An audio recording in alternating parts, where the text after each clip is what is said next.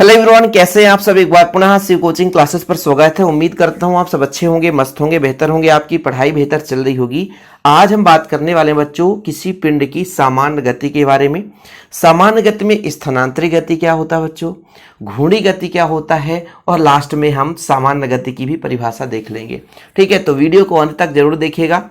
यदि आप 11th class में चैनल पे पहली बार आए, चैनल को सब्सक्राइब कर लें। और जिन बच्चों को नोट्स लेना है तो नोट्स लेने के लिए आप हमारे व्हाट्सएप नंबर पर कांटेक्ट कर सकते हैं 96 85 29 91 49 9685299149। ये मेरा पर्सनल व्हाट्सएप नंबर है बच्चों, इस पर आप कांटेक्ट करके नोट्स ले सकते हैं। चलिए शुरू करते हैं बच्चों। दृढ़पिंड की स्थानांतरीय गति। ये दृढ़पिंड होता क्या है? दृढ़पिंड उन वस्तुओं को कहते हैं कि यदि किसी वस्तु पर बाह्य लगाएं तो उसके आकार आयतन में कोई परिवर्तन ना हो। जैसे बच्चों हमारा ये स्केच पेन है, इसमें थोड़ा बहुत हम बल लगाते भी हैं तो इसके आकार आयतन में परिवर्तन नहीं होता है। बच्चों हमारे पास यदि मोबाइल है, ठीक है, मोबाइल पे हम बाह्य बल लगाते हैं, इसमें कोई आकार आयतन में परिवर्तन नहीं होता है। तो ये एक प्रकार से दृढ़ पिंड है। क्या है बच्चों?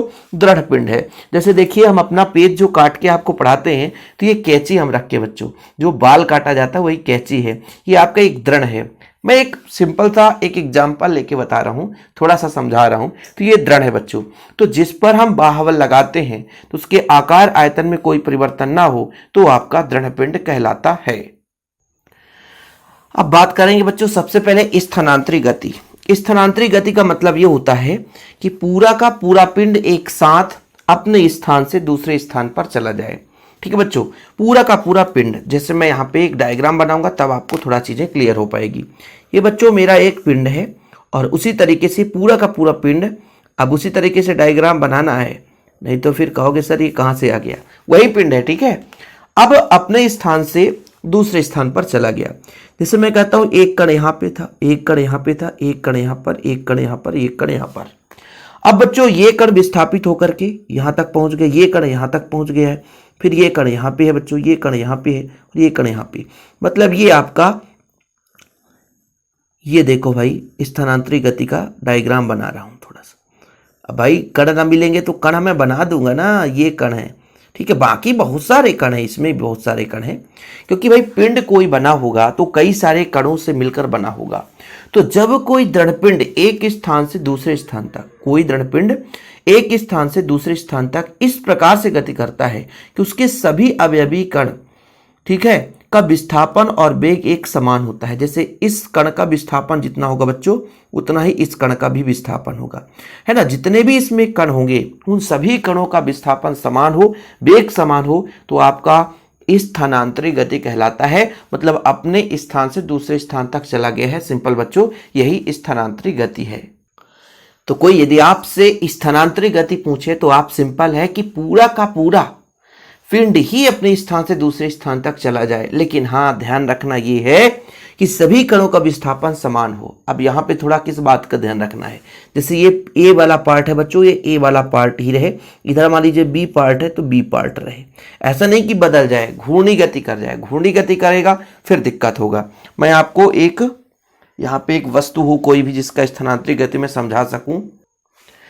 जैसे ये देखो बच्चों, इधर मैं कहता हूं ए वाला पार्ट है, इधर बी वाला पार्ट है। अब इसको मैं खिसका करके यहां तक कर दिया तो ये स्थानांतरी गति है।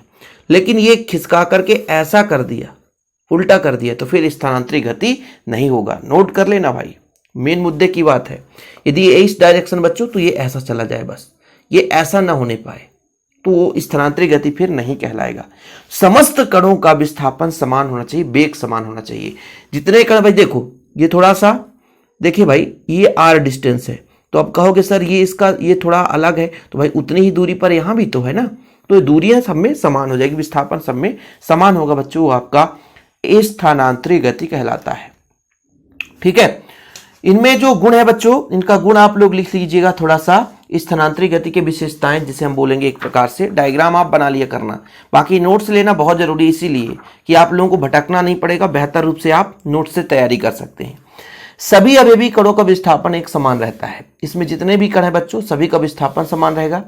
सभी अवयवी कण समांतर रेखा में, ऋज रेखा या वक्र रेखा में गति करती हैं। सभी रेखाएं समांतर थी। देखिए यहाँ पर जितनी भी बच्चों रेखाएं हैं समांतर थी। ठीक है, अवयवी कण की समांतर रेखाएं होती है। सभी अवयवी कणों का वेग लगभग समान होता है। तो परिभाषा में ही आपने समझा कि भाई किसी पिंड की गति इस प्रकार से हो कि उसके प्रत्येक कणों का विस्थापन और वेग समान हो, तभी वो आपका स्थानांतरित गति कहलाता है। और उसमें जितने भी कण हैं उनका जो रेखा होगा बच्चों, यानी जो आपका वक्र होगा, समांतर होगा। अब बात करते हैं बच्चों घूर्णी गति के बारे में। सबसे महत्वपूर्ण तो एक घूर्णी गति है। घूर्णी गति का सबसे बढ़िया एग्जाम्पल मैं आपको बताता हूं।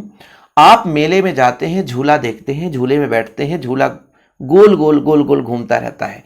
एक centre point, centre of mass पे है ना, टेका रहता है बच्चों, और पूरा गोल गोल घूमता रहता है, वो आपका घूर्णी गति है। यानी कोई पिंड पर बल लगाने से, बल युग्म लगाने से वो अपने ही अंदर जाने वाले अक्ष के परितः घूमते रहता है, वो आपका घूर्णी गति कहलाता है। क्या कहलाता है बच्चों? घूर्णी गति। और बढ़िया एग्जाम्पल बताता हूं। साइकिल तो आपसे बनता होगा, साइकिल चढ़ते होंगे, तो साइकिल में आप पहिया देखेंगे तो भैया जो मिड पॉइंट होता है, सेंटर ऑफ मास जहां पे होता है, सेंटर पॉइंट यानी बीच वाला पॉइंट, उसमें एक रॉड लगा रहता है बच्चों, एक्सल वगैरह जो बोलते हैं उसको। उस अक्ष के परितः वो पहिया घूमता रहता है, तो वो क्या है बच्चों? आपका घूर्णी गति है। मतलब अपने में से ही जाने वाले अक्ष के परितः घूमे। अब ऐसा नहीं सोच लेना कि पृथ्वी के चारों चंद्रमा चक्कर लगाता है तो घूर्णी गति है, वो घूर्णी गति नहीं है। घूर्णी गति का मतलब है अपने अक्ष के परितः, अपने अंदर से जाने वाले अक्ष के परितः घूमेगा, तभी वो घूर्णी गति कहलाएगा। ऐसा नहीं कि मान लीजिए ये आपका वस्तु है और इसके साथ ये हम वस्तु को ऐसा कर रहे हैं, घूर्णी गति है। ये घूर्णी गति नहीं हो सकता, ये घूर्णी गति कभी नहीं हो सकता। घूर्णी गति तभी होगा जब उस पिंड के अक्ष से, यानी अंदर से ही कोई अक्ष जा रहा हो और उस अक्ष के परितः घूमेगा, तब वो घूर्णी गति। सबसे बढ़िया एग्जाम्पल मैंने बता दिया, मेले वाला काम कहानी। भाई मेले में आप देखोगे झूला, बड़ा वाला झूला आपने झूला होगा, किसी किसी बच्चे ने झूला है, बताइएगा जरूर। तो भाई झूले के बीच में एक सेंटर पॉइंट में बड़ी मोटी रॉड लगी रहती है और उसमें चारों ओर झूले का जो है बिल्कुल बना रहता है बच्चों, और आराम से आदमी झूलता रहता है। तो ये आपका घूर्णी गति है। ठीक है, कोई दिक्कत तो नहीं है। जैसे आप लोग देखो पंखे के ब्लेडों की गति, कब्जे के परितः किवाड़ों की गति। हाँ भैया, कब्जा लगा रहता है किवाड़े पे, तभी ना किवाड़ा घूमता रहता है। रिकॉर्ड प्लेयर की चकती की गति, ये सब घूर्णी गति के उदाहरण है। बढ़िया बढ़िया एग्जाम्पल यहाँ पर है। विशेषताएं देखो, जब कोई पिंड घूर्णी गति करता है तो उसके अवयवी कण वृत्तीय गति करते हैं। वृत्तीय मार्गों का केंद्र घूर्णन अक्ष पर स्थित होता है। अब जैसे आपको मैंने पहिया बताया कि ये आपका बच्चों सेंटर पॉइंट है, यहाँ पे कई सारे स्पोक्स लगे रहते हैं। ठीक है, आप सबको पता है ना पहिए में स्पोक्स। बोल दो सर हमको स्पोक्स ही पता नहीं है। ये पहिया है, मान लो पहिया है, हम मान लेते हैं पहिया। अब बच्चों यहाँ पे जो द्रव्यमान कण होंगे, ठीक है, सबके सब घूर्णी गति करते रहते हैं एकदम। भाई ये पूरा पहिया घूमेगा तो यहाँ पे जितने भी कण होंगे इसमें पूरा का पूरा घूमेगा बच्चों। सभी घूर्णी गति करता है तो उसके अवयवी कण वृत्तीय गति करते हैं। जैसे ये कण है बच्चों, ये घूम जाएगा तो एक वृत्तीय मार्ग हो जाएगा। इस कण की बात करें तो ये वृत्तीय मार्ग पर हो जाएगा। वृत्तीय मार्गों का केंद्र घूर्णन अक्ष पर स्थित होता है, यानी सेंटर पॉइंट, ये जो घूर्णन अक्ष होता है बच्चों, इसके चारों ओर जो घूमता है तो ये सेंटर पॉइंट होता है, इसका मध्य बिंदु होता है। सभी कणों का कोणीय वेग एक समान रहता है, क्योंकि भाई एक ही अक्ष पर घूमते इसलिए कोणीय वेग एक समान रहता है। किंतु अक्ष से भिन्न भिन्न दूरियां होने के कारण इनका रेखीय वेग अलग अलग होगा। रेखीय वेग अलग अलग रहता है, लेकिन जब कोई वस्तु घूर्णी गति करता है तो उसमें जितने भी कण होते हैं बच्चों, तो उसका कोणीय वेग समान होता है। ठीक है, और देखिए घूर्णन अक्ष पर प्रत्येक कण का रेखीय वेग शून्य होता है। पिंड का प्रत्येक कण घूर्णन अक्ष के लंबवत और तल में वृत्तीय गति करता है। वृत्तीय गति तो करेगा ही करेगा, जितने भी कण होंगे घूर्णन अक्ष के लंबवत ही रहता है बच्चों, और वृत्तीय गति करता है।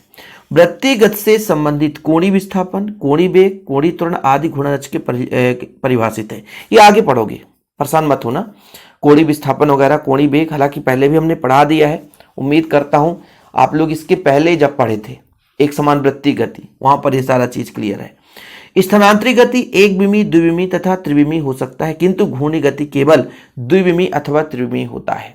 मतलब भाई स्थानांतरित गति की बात करते हैं तो उसमें एक विमीय भी होना संभव है, लेकिन जो आपका घूर्णी गति है उसमें एक विमीय नहीं होता है बच्चों। ठीक, चलिए बाकी घूर्णी गति आपने समझ लिया है। एग्जाम में विशेषता आएगा तो 2-3 विशेषता आपको पता होना चाहिए।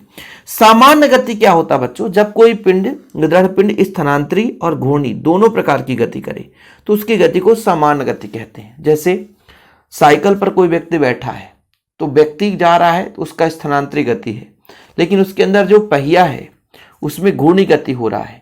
तो जब स्थानांतरी गति और घूर्णी गति दोनों गति एक साथ होता है तो उस गति को हम सामान्य गति कहते हैं। क्या बोलते हैं बच्चों? सामान्य गति। क्या समझा आपने? जब किसी दृढ़ पिंड में स्थानांतरी गति और घूर्णी गति दोनों प्रकार की गति एक साथ होती रहती है बच्चों, तो उस गति को हम सामान्य गति कहते हैं। ये कभी नहीं पूछा गया है। मेन यहाँ पे घूर्णी गति और स्थानांतरी गति की परिभाषा पूछी जाती है। आप लोग तैयार कर लेना, छोटे छोटे टॉपिक के माध्यम से आपको पूरा सिलेबस कराया जाता है। लेकिन चैनल पे पहली बार आए, चैनल को सब्सक्राइब कर लें। और बच्चों आप लोगों के लिए हेल्पफुल नोट्स प्रोवाइड किया जाता है, तो व्हाट्सअप नंबर है 9685299149 9685299149। जिन बच्चों को नोट्स लेना है तो नोट्स लेकर के संपर्क कर सकते हैं, है ना, बेहतरीन पढ़ाई करने के लिए। ठीक है बच्चों, व्हाट्सअप नंबर आप लोग लिख लेना 9685299149, क्योंकि प्रॉपर तैयारी करना है तो प्रॉपर नोट्स आपके पास होना चाहिए। फिलहाल अभी के लिए इतना ही। जय हिंद, वंदे मातरम।